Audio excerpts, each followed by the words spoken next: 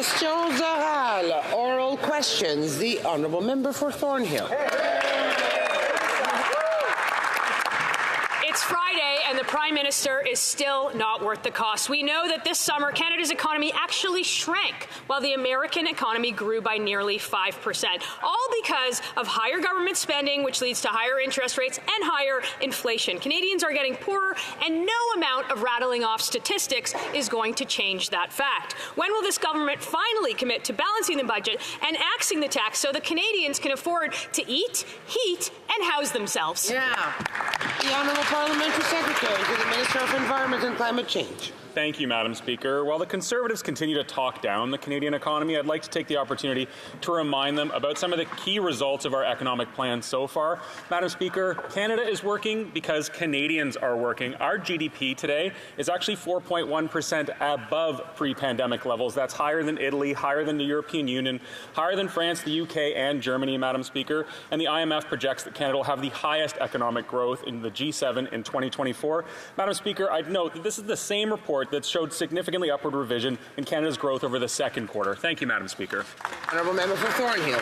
Madam Speaker, they can talk all they want, but the plan isn't working. We have never spent so much in this country to achieve so little. Government spending went up by more than 7%, and the economy still shrank by 1.1%. We have the lowest GDP per capita growth today and for the next 40 years of any advanced economy, according to their own budget. Canadians get higher taxes, higher spending, and more regulation. They are getting poorer. Why do they think that plan is working for Canadians? Yeah. The Honourable Parliamentary Secretary. Thank you, Madam Speaker. What the Conservatives don't realize is when they continue to talk down the Canadian economy, they're talking down Canadian workers, they're talking down Canadian innovators, and they're talking down Canadians who are working hard to build up our economy. And on this side of the House, Madam Speaker, we know that Canada's the best country in the world, and that's why I'm glad to share some more good news. Canada had the strongest growth in the G7 over the course of 2022, and the IMF predicts that we'll see the strongest average growth in the G7 in 2024. Madam Speaker, earlier this month, Moody's reiterated Canada's AAA rating, and that's not something that the Harper Conservatives could attest to back in their day. Thank you, Madam Speaker. Member for Thornhill. Madam Speaker, we're talking down the economic malpractice that is coming from that side. These numbers tell a very different story, and worse, they're actually even tied with those guys. Just yesterday, Madam Speaker, the First Nations leaders sued this government, claiming that the carbon tax unfairly punishes Indigenous communities. There is legislation in front of the Senate right now that will help Indigenous Canadians and all Canadians by taking the tax off of the farmers that grow the food so that Canadians can afford to buy the food. Why are the Liberals ordering their senators to block the bill that this House passed? Yeah. The Honourable Minister. Speaker, it's still clear that the Conservative Party and its members don't really understand how Indigenous people are not Indigenous Canadians, but in fact they're Indigenous people of their own nations, Madam Speaker. The idea of self-determination is something that this Conservative Party just can't wrap their heads around. The colonial Conservatives just won't quit. L'honorable député de Mégantic-l'Érable. After 8 years, Canadians can no longer afford this Prime Minister's out-of-control costs. Next year, Canadians will pay more for interest on the debt than for healthcare, bankers, or for nurses. 2 million Canadians use food banks every month. More and more of them are from the middle class. Children are asking for winter boots and snowsuits so they can stay warm instead of toys to play with. Will the Prime Minister finally understand it's time to end his inflationary policies that's making everything cost more? The Honourable Minister. I want to thank my colleague for his question. What the Conservatives need to understand, Madam Speaker, is that we're helping Canadians with the Affordability Act. I know my colleague. He has influence in his party. People listen to him. I hope he convinces his colleagues to vote in favour of this bill. If he wants to give Canadians a gift by Christmas, it's to help us change how competition runs here in Canada, because Canadians know the best way to stabilize prices is to have more competition. Will he use his influence once and for all to actually help Canadians? The Honourable Member for Mégantic-l'Érable. We voted for it at second reading stage, so I don't understand where he's going with that question. What I know is that yesterday, the Journal de Montréal reported that children are asking for snowsuits. One child even asked, if you can believe it, a gift card to have a nice Christmas dinner. That's the reality. Does the minister have enough influence in the cabinet to convince the prime minister to end his inflationary policies, meaning that children have to cut into their Christmas wish lists? The Honourable Minister. Madam Speaker, speaking of Christmas gifts, I have an idea for the Conservative Party. Let's give a gift to Canadians. A third reading of the Affordability Act is coming. If what they say is what they think, they should show it to Canadians and vote in favor of reforming competition, because that's the best way to give Canadians a gift. It's to help them to have price stability. People watching us are wondering, after 8 years, what are the Conservatives going to do for us? They have the chance to do something before Christmas for everyone. Will they? The Honourable Member for Laurentides-Labelle. Madam Speaker, Quebecers are happy to do their part when it comes to welcoming refugees.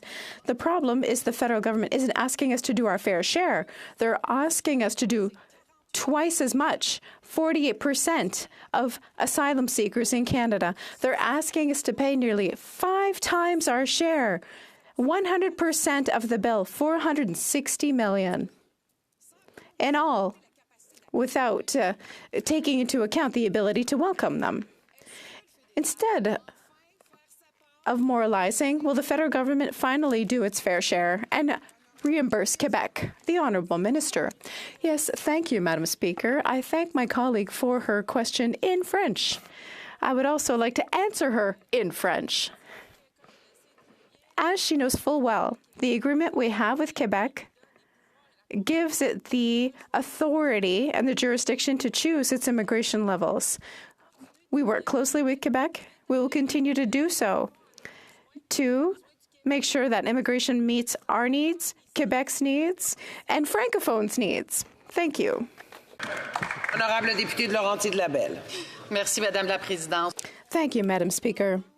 We're talking about the Canada-Quebec Agreement, indicating that Quebec needs to welcome part of asylum seekers up to.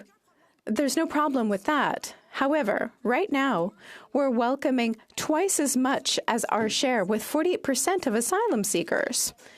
Meanwhile, British Columbia has 10 times less. The 4 maritime provinces altogether welcome 285 people. That's not even 1%. So we'll continue to do our share in Quebec.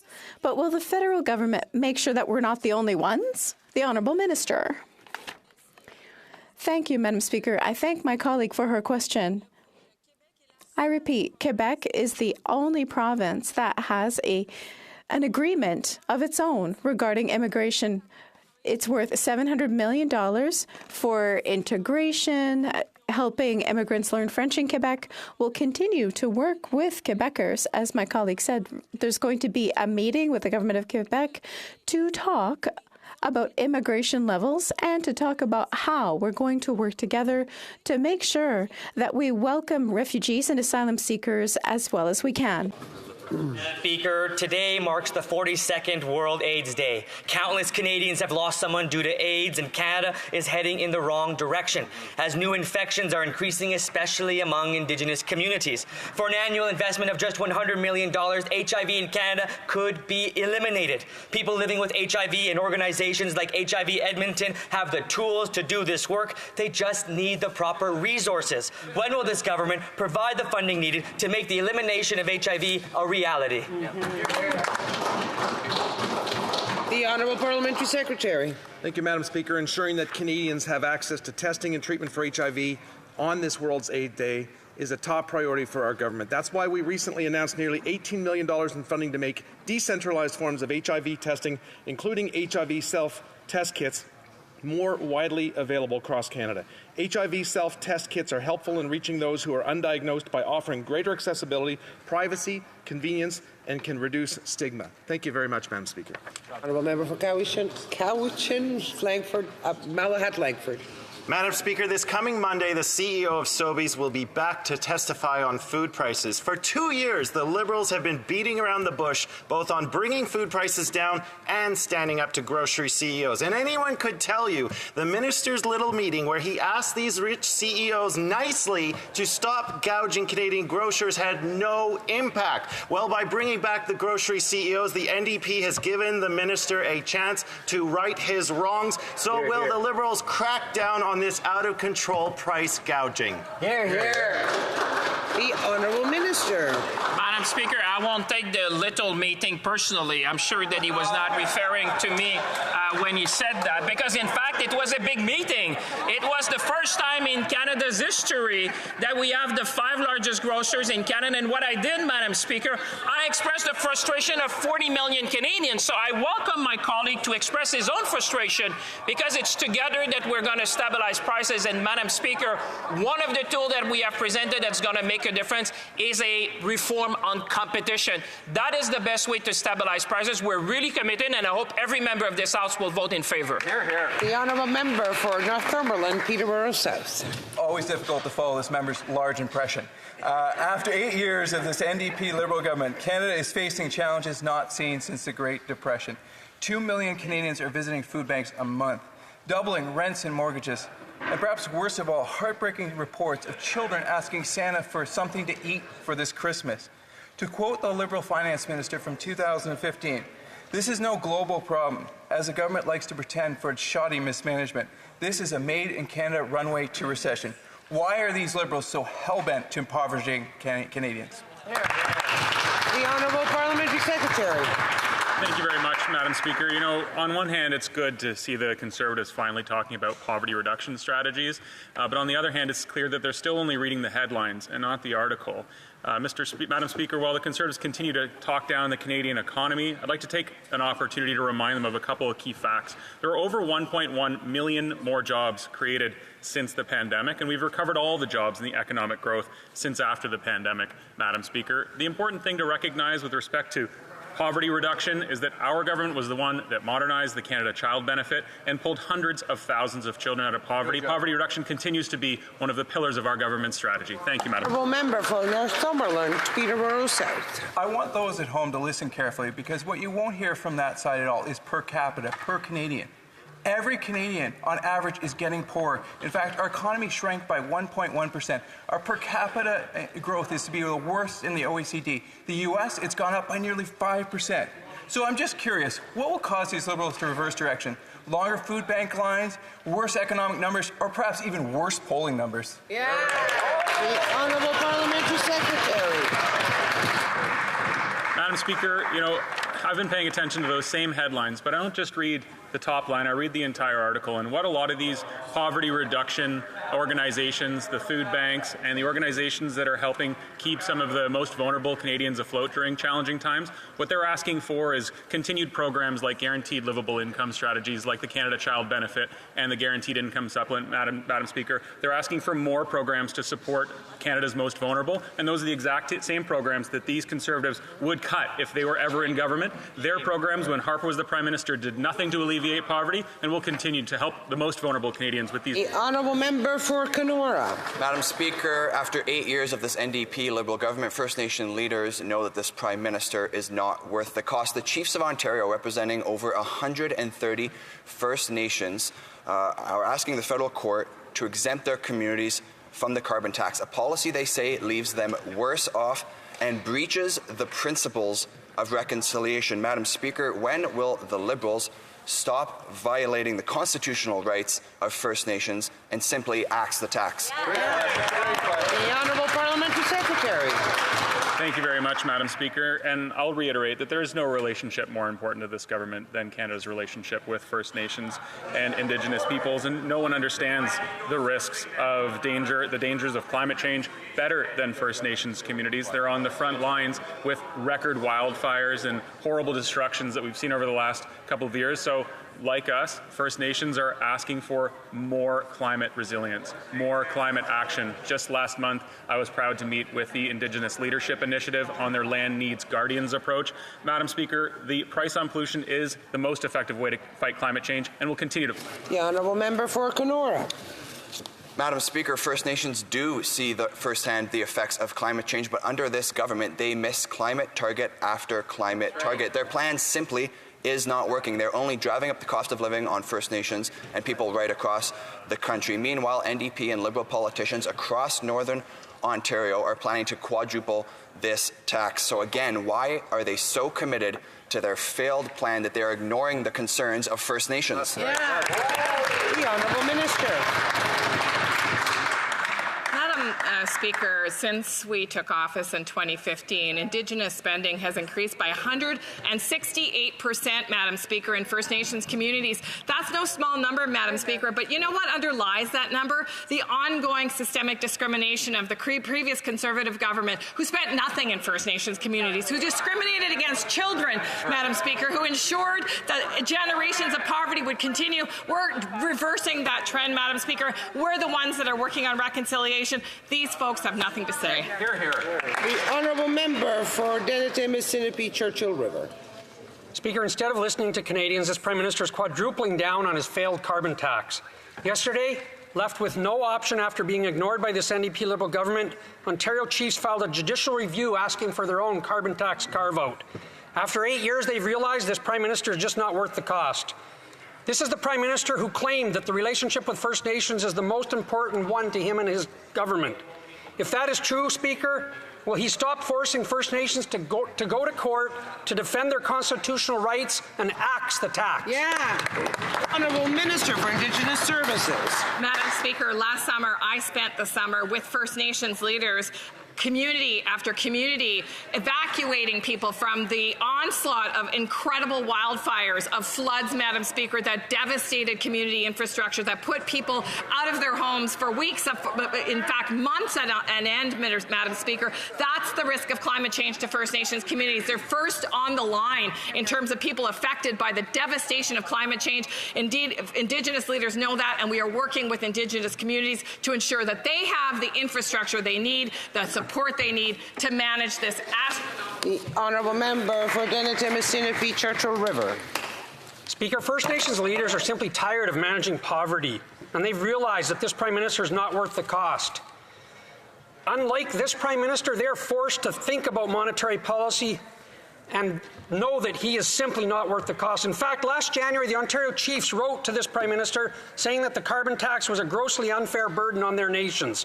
4 out of 5 First Nation communities have median incomes that fall below the poverty line, and they're asking for their own carbon tax carve-out. Speaker, will this NDP Liberal government finally listen to First Nations leaders and simply axe the tax? Yeah. Honourable Minister. Madam Speaker, for a decade, the Conservative government kept people in poverty, refused to invest in infrastructure, refused to support education, Madam Speaker. Can you believe it? When we were elected in 2015, we made sure there was parity for First Nations education so kids could get a decent education. That member knows the record of the Conservative Party. We will not stop on our work in reconciliation. And Madam Speaker, their record speaks for itself. That's the gap that we now have to close. L'honorable député de Saint-Hyacinthe-Bagot. Devinette, savez-vous ce que... Do you know what a lack of vision is? It's giving a contract for building planes worth $10 billion to Boeing when a company in Quebec has the expertise. It's giving Quebecers money without a call for tender to the biggest aerospace rival for Quebec. It's depreciating our industry before all of its clients by refusing to even look at its offer.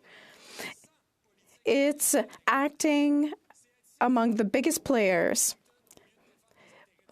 without taking into account a national aerospace policy. It's being docile with Washington instead of defending Quebec's interests.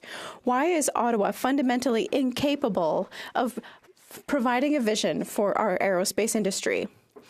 I thank my colleague for his question. I would invite him to be careful. If he sees what we announced yesterday, our decision was based on national security considerations. So I ask the member to be careful. I have some good news, and Canadian aerospace companies will be happy to hear it. Boeing will be investing $5.4 billion in Canada in our aerospace industry. And not only that, Boeing is going to develop an innovation center in Montreal. I invite my Bloc colleagues to talk to the CEO. The honourable member for Terrebonne. Merci, Madame la Présidente. Le taux de chômage... Thank you, Madam Speaker. Unemployment's going up in Quebec. It was at its highest level in October compared to even January 2022, and it's not going down because the federal government is pushing thousands of small and medium businesses to bankruptcy by January 18th. The January 18th deadline to reimburse their emergency business account loans means threatening hundreds of thousands of jobs during Christmas. Why not push it back? The Honourable Minister. Thank you, Madam Speaker. Let's be clear. Plan A, the entrepreneur has the money, pays it back, and gets their non-refundable portion. Number two, they borrow, they get their money back. Third, they will have 3 years if they can't pay it back. They have to pay the minimum, which is 5% interest, $250 at most a month. That's not going to cause anyone to go into bankruptcy. Madam Speaker, after 8 years of this Liberal government, this is what Canadians are facing. This week, the Journal de Quebec reported that a 13-year-old boy wrote to Santa Claus for Christmas, and what did he want? Food. That's Canada after 8 years of Liberal governance. Food is synonymous with agriculture. Bill C-234 passed here in the House of Commons, and it's intended to remove the carbon tax for farmers. However, right now, we have senators appointed by the Liberal government who are delaying passage of that bill. When will the Prime Minister get up? The Honourable Minister of Agriculture and Agri-Food. Thank you very much, Madam Speaker. I'd remind my honourable colleague that the Conservative Party of Canada has senators sitting in their caucus. We do not. As a farmer, I fully understand how important it is to take care of our land and take care of the environment. But I will tell my honourable colleague a question that I received from farmers and ranchers. Number one is why the Conservative Party of Canada does not have a plan for the environment. And they also asked me a question, why you do not support the Canada-Ukraine trade deal. I can tell you, our... L'honorable député de Louis... The Honourable Member for Louis-Saint-Laurent. Madam Speaker, what farmers are all telling us, without exception, is that Bill C-234 will help them save $1 billion. That's real. That's what farmers want. But this week was really quite something. This week, we asked the Senate to accelerate the passage for passing the bill, and the Liberals and the Bloc voted against it. The Bloc voted for C-234, but voted against getting the Senate to pass it. The Honourable Minister, the Honourable Parliamentary Secretary. Speaker, we are in the middle of the 16 days of activism to end gender-based violence. And meanwhile, the Conservatives have taken to social media to promote the harassment of women in the Senate, of women senators. At the same time, they are blocking legislation here in the House, and now they're trying to distract by bullying women parliamentarians. Madam Speaker, Conservative social media attacks are forcing women in the Senate to take action to protect themselves because they're facing threats. Madam Speaker, no woman should ever have to face harassment. Honourable Member for Leeds, Grenville, Thousand Islands, Rideau Lakes. At the Liberals' billion-dollar green slush fund, they're rewarding corruption with appointments to their failed infrastructure bank. One Liberal insider admitted at committee that she funneled money to not one, not two, not three, but 4 companies that she has a stake in. This kind of corruption would get you jailed or fired at any other organization, but after 8 years of this NDP Liberal government, it's clear this Prime Minister isn't worth the cost when he's promoting these very same people. So will they shut down this failed slush fund and fire everyone responsible for misappropriating tax dollars? The Honourable Minister. You know what Canadians are tired of, Madam Speaker, is the Conservatives spreading misinformation across the nation, Madam Speaker. They're getting influenced, I don't know by who, Madam Speaker, but it's very concerning. The agency they're talking about, Madam Speaker, has been helping hundreds, if not thousands of companies in Canada for a number of decades, Madam Speaker. We took the right action. The moment we had allegation, we investigated. The people who have committed action have resigned. And, Madam Speaker, we are determined to have the highest level of governance when it comes to any organization that receives public funds. The honourable member for Leeds, Grenville, Thousand Islands, Rideau Lakes. This minister talks about who the slush fund's been helping. It's been helping Liberal insiders. Just the one I just mentioned helped herself to $1.2 million taxpayer dollars. And this minister then had her appointed to the infrastructure bank. She should have been fired. They didn't fire a single person. They commissioned a whitewash report. And what did Conservatives do? We called for the Auditor General to investigate. That's happening. The Ethics Commissioner to investigate. That's happening. When are they going to start firing people and stop shoveling tax dollars into the pockets of well-connected Liberal insiders? The honourable minister. Madam Speaker, it's amazing to which extent the Conservatives would be going to talk down our economy and small and medium-sized businesses, Madam Speaker. I would really tell the member on the other side prudence, because that particular organization has helped companies across the nation with clean technology, Madam Speaker. But one thing is true for Canadians. The moment we heard the allegation, we investigated, we took the right action. We'll get to the bottom of this, Madam Speaker, but we're not going to hurt clean technologies companies in this country because they deserve our support, Madam Speaker. Honourable member for Timmins, James Bay. Bloor Line needs new subway cars, and Thunder Bay has the workers to build them. Toronto had an RFP ready to go earlier this year to replace the cars, but had to pull it because the Liberal government refused to come to the table with funding. The Liberal indifference on transit is bad for the people of Toronto, bad for the workers of Thunder Bay, and bad for the climate. I have watched subway cars come off that line in Thunder Bay. I have spoken with the workers who have the skills, and they're ready to take on this work. Why are the Liberals leaving Toronto's subway system to crumble and Thunder Bay's Alstom workers to fend for themselves? The Honourable Minister of Justice and Attorney General of Canada. I thank the member opposite for that important question. It allows me the opportunity to underscore the intense and significant financial supports that this government has put in place for the City of Toronto since 2015. In 2015, the Conservative Party saw fit to supply Toronto with about $200 million a year. In this year, we are providing Toronto $1.8 billion. Next year, that will rise to $2.1 billion. The supports for transit in Toronto and for infrastructure in Toronto are legion on this side of the House. I and other colleagues from Toronto will continue to defend our city. The honourable member for Windsor West.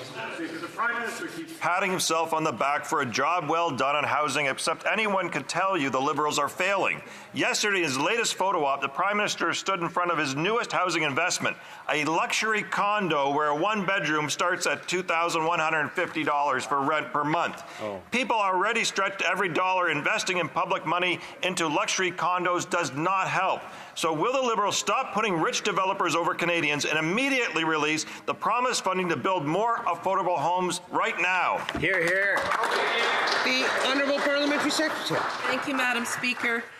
We're leading the national effort to solve the housing crisis by ramping up the construction of housing, protecting renters and homeowners, and bringing home ownership back within reach. The Fall Economic Statement introduces measures to unlock more than 30,000 additional apartments, help affordable housing providers build 7,000 more homes, and promote and expand cooperative housing. And not only that, Madam Speaker, but we're cracking down on short-term rentals to unlock up to 30,000 more apartments and help protect homeowners from the stress of elevated interest rates. Thank you, Madam Speaker. The honourable member for St. John's East. Climate change is a global crisis that affects the entire world, but its devastating effects are not shared equally among countries. Developing countries who contribute the least to the pollution that causes climate change are the most vulnerable to some of its harshest consequences. Today, the real work begins at COP28, where the Minister of the Environment and Climate Change represents Canada. Can the Parliamentary Secretary to the Minister inform us on Canada's first contribution at this conference?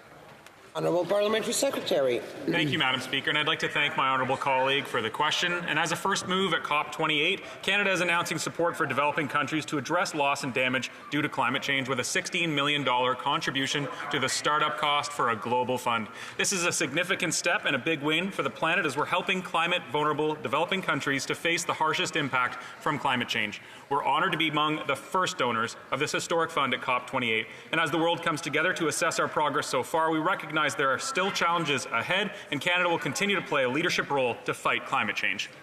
The member for Red Deer Lacombe. After 8 years of inflationary spending, after 8 straight years of deficit, after doubling the national debt, after creating record-setting interest hikes, and after implementing a punishing carbon tax, a record number of Canadians can't afford food. So why won't this Prime Minister call his appointees in the Senate and have them pass C-234 and take the tax off food production? What do farmers have to do to get a little respect around here? Yeah. Elect a few more Liberals? The Honourable Parliamentary Secretary. Madam Speaker, we all know that the economy and trade go hand in hand. In fact, 1 in 5 jobs in Canada depend on trade. So let's talk about that. The Ukrainian-Canadian Congress has once again expressed their disappointment with the Leader of the Opposition and the Conservatives for voting against Ukraine and free trade. They have written directly to the Conservative leader calling on their party to change their position and vote for the Canada-Ukraine Free Trade Agreement. Will Conservative members have the courage to defy their leader, vote for trade, vote for this agreement, and stand with Ukraine? The Honourable Member for Yellowhead. Madam Speaker, Conservative Bill C-234 to axe the carbon tax for farmers remains stalled in the Senate. Senators appointed by this Prime Minister continue to make life unaffordable by delaying this bill. Dave and Devon run a dairy operation in my community. They pay thousands more on the carbon tax just to heat their barns. Now the Prime Minister wants to quadruple the tax on them. Madam Speaker, will this Prime Minister take his carbon tax off them to make food affordable for Canadians? Yeah. The Honourable Minister. Madam Speaker, that member from Alberta represents thousands of Ukrainian Canadians, as I am proud to do. Let me just read to him a little bit about one of my constituents, Alexandra Hichi, and what she wrote to the Conservative leader. She happens to be the president of the Ukrainian-Canadian Congress.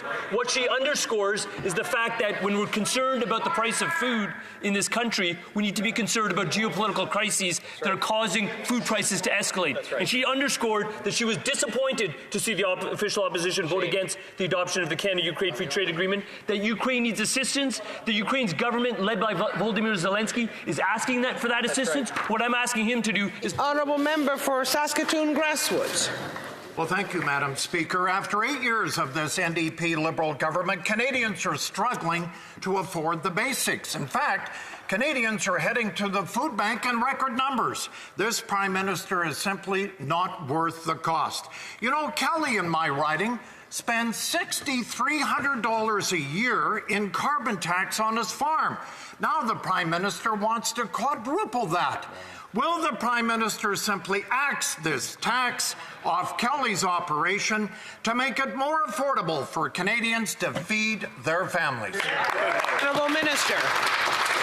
Madam Speaker, the fundamental principle is that the Leader of the Opposition and his colleagues are not worth the cost. What is the cost? The cost has been underscored by the President of the Ukrainian Congress herself, a woman who happens to be my constituent. What she said is that Ukraine needs assistance. The Ukrainian government is begging for that assistance. What we have seen is a failure of leadership on the part of the official opposition to make supporting Ukraine a non-partisan issue. It should never be partisan to confront an authoritarian ruler in an illegal war who's driving up the price of food in this country and around the world. Hear, hear.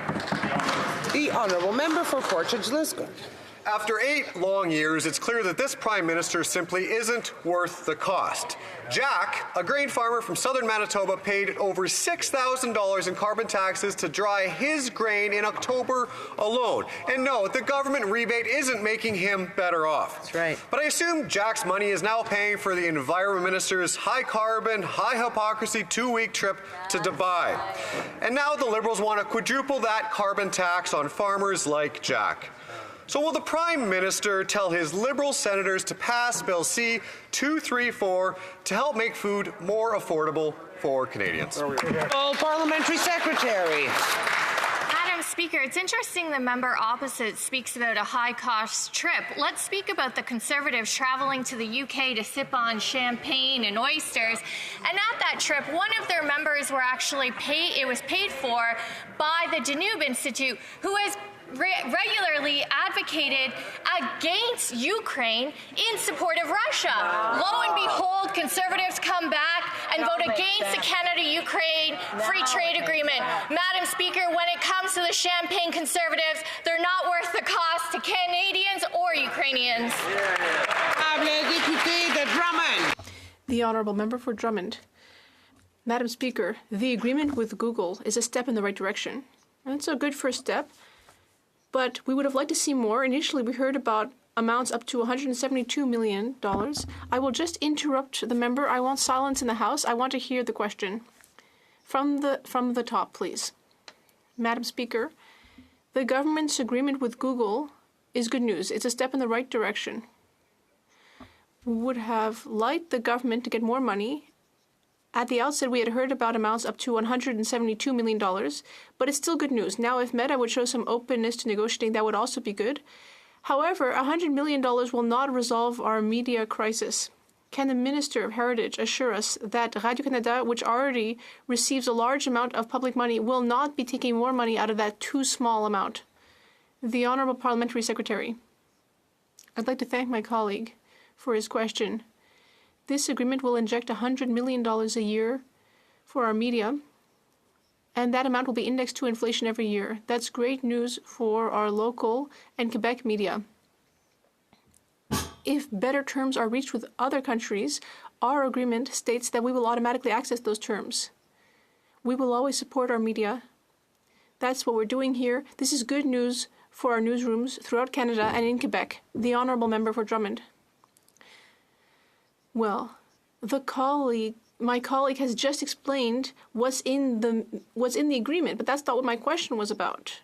I was asking about CBC and the amount of money, but all right, we'll come back to that. Another thing that the minister must do immediately is to make sure that we avoid having more layoffs in the media sector. We know that many companies are having trouble. For example, Bell, Quebecor, and Cogeco have all made statements in that regard recently. They need to be able to access the 35% journalism tax credit, which is already available to print media, and that needs to be done before the holidays, before more newsrooms close, and once again, we have less diversity of information. The Honourable Parliamentary Secretary. First of all, I'm thinking about all the workers and their families affected by the TVA layoffs. We have implemented measures to help the journalism sector, and we're seeing what more we can do. I am open, and the minister remains open to all proposals made. We are seeing the impact of conservative filibustering to prevent the modernization of our laws and programs that would enable our media and culture to exist. For Edmonton with Tuscaloosa. Madam Speaker, this week we learned that our Canadian economy shrunk by 1.1% in the last quarter, while the U.S. economy grew by 5.2%. When our leader pointed this out, a Liberal minister responded yesterday by saying, quote, "We actually have an economic plan." Well, that was convincing. Rarely has the word actually been less convincingly used in a sentence than that. But, Madam Speaker, the last time that we saw a plan like this was from the equally incompetent Trudeau government of the 70s and 80s, which obliterated our economy. When will this government realize that those Trudeau economics are as bad for Canada now? No, Trudeau father. I'm sorry, it was the 70s. The Honourable Parliamentary Secretary. Thank you very much, Madam Speaker. We're advancing the government's plan to grow the middle class, build more homes faster, and build an economy that works for everyone, while the Conservatives have become this one-issue party claiming that axing the tax will solve all of the country's problems. Well, it won't, Madam Speaker, but this week we introduced Bill C-59, our fall economic statement that is going to help deliver on key measures of this economic plan. In this legislation, we're modernizing competition laws to help stabilize grocery prices. We're doubling the rural top-up on the pollution pricing rebate. We're removing the GST on new rental home construction and co-ops, which the Conservatives stand against, calling co-ops Soviet-style. Honourable Member for Edmonton Wetaskiwin. Madam Speaker, the Liberals love to bury the very real hardships of Canadians in ridiculous non-answers like that. The GDP, per capita GDP numbers represent the real world, the world where Canadians actually live. In this real world, Canadians are getting worse off. It hasn't been this bad since the Trudeau economic rampage of the 70s and 80s, which took us decades to recover from. Does anyone over there have the courage to look their Prime Minister in the eye and tell him that following that Trudeau economic blueprint is destroying our economy? The Honourable Parliamentary Secretary. Thank you very much, Madam Speaker. From the beginning, we've been delivering for Canadians. And from a personal perspective, I'd like to highlight a couple of weeks ago what those Conservatives continue to say is that when we build affordable, non-profit, non-market co-op housing, that's Soviet-style housing. Madam Speaker, that plays right in to their recent vote against the Ukraine-Canada Free Trade Agreement. What are they thinking over there, Madam Speaker? I would ask that these members consider voting for our fall economic statement so we can build more homes faster and bring affordability to Canadians through good, proven mechanisms like non-market housing. Thank you, Madam Speaker. The Honourable Member for Beauce. Madam Speaker, after 8 years, this government still doesn't seem to get that it could reduce food prices by giving farmers a break. That's why we really need to adopt C-234. This costly Bloc Liberal coalition is totally disconnected from what's happening on the ground. It wants to radically increase the carbon tax. Voting for the Bloc Québécois has a high cost. Producers in my region are calling me and telling me to get this bill adopted. Will the Prime Minister tell his so-called independent appointed senators to stop blocking C-234 in order to reduce grocery prices for all Canadian families? The Honourable Minister. Thank you, Madam Speaker. There's something I just don't understand when my Quebec colleague asks this type of question. No matter what happens with this bill, it won't have an impact on Quebec. In fact, it will actually disadvantage Quebec and BC agricultural producers because they will continue to have their carbon tax and the other provinces won't. So what my colleague for Beauce is actually doing is causing more problems for Quebec producers. Député de Halifax West. Madam Speaker, when Canadians needed support during the pandemic, community groups and charities stepped up to provide crucial assistance. Now many are having difficulty generating revenue, managing increased costs and demand for services, and attracting and retaining paid staff and volunteers. Can the Parliamentary Secretary update the House what's been done to support these organizations? Honourable Parliamentary Secretary. Speaker, through our Community Services Recovery Fund, nearly 5,500 organizations nationwide have been funded. In the members' riding of Halifax West, that means the Fairview Resource Centre can continue offering family programming and services to new parents and community meals for families and seniors. Also, this means that groups like the Halifax Sexual Health Centre can continue offering vital reproductive and gender-affirming care to the community. These are local groups who are making a real difference in the members' riding and across the country. Thank you. The Honourable Member for South Shore St. Margaret's. The Liberal Minister of Industry admitted he had not read the $15 billion Stellantis contract that will cost every taxpayer in Canada $1,000 in new taxes. Conservatives put forward a motion requiring the government make contracts public. When you take taxpayer money, transparency is expected. For 10 hours, Liberals have been obstructing the passage of this motion on a filibuster, hiding their bad deal. Will the Liberals put transparency where their mouth is and release the contracts? Yeah. The Honourable Minister. Madam Speaker, it's so, you sit on this side and Canadians are always so outrageous to hear the Conservative make crazy allegations like that, Madam Speaker. Not only they've been against the Stellantis deal, Madam Speaker, they've been against the Volkswagen deal, they've been against the Nordvolt deal, they're against the Ford deal, they're against the GM deal. Madam Speaker, will they ever do something for Canadian workers? Will they ever do something for the auto industry? Will do something for the communities, Madam Speaker? On this side of the House, we have a plan. We have brought record investment and will continue to invest in our auto sector. The Honourable Member for South Shore St. Margaret's. Will he have the guts to show the public and Canadians the contract, $1,000 of taxes per household to assemble batteries with parts made from China, shipped to the U.S. for cars assembled and sold in the U.S. Taxpayers will cover the cost of batteries. These cars with no guarantees of Canadian jobs and no guarantees that these plants will survive after the 100% battery subsidy ends in 2033.